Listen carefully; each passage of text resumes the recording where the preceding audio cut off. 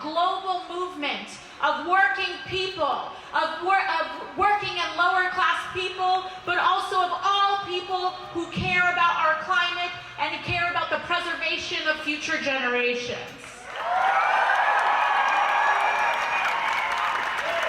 As many of you know, I come from activist movements. Wow.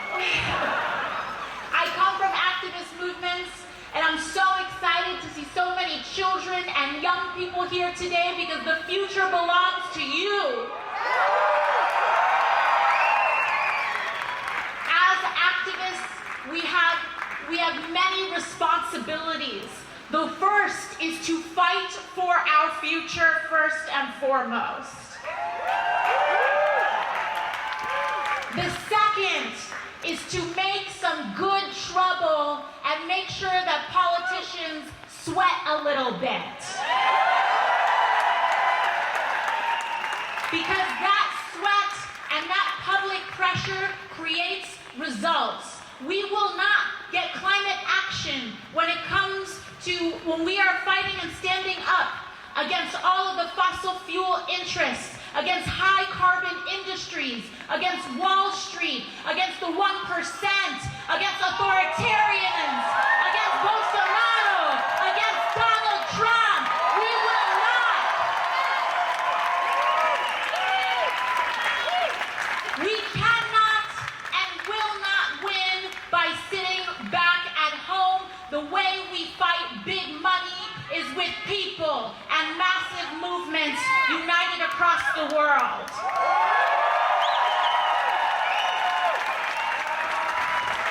Our destinies are tied, and that is why we will find climate movements and movements for social, economic, and racial justice everywhere from Copenhagen to New York City to cities across the world.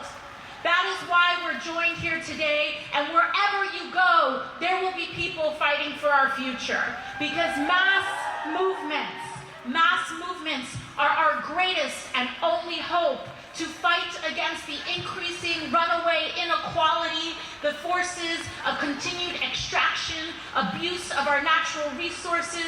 We can recreate and have a responsibility, our third responsibility, to create a new world.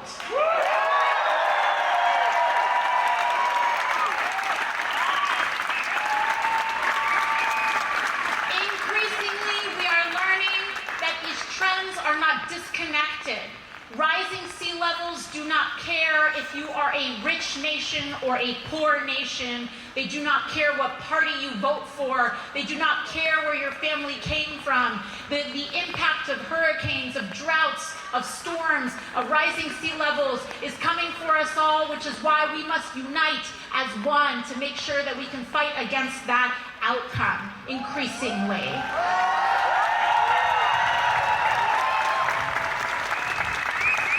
So that is why I want to thank you and remind you that the power is not here, the power is here.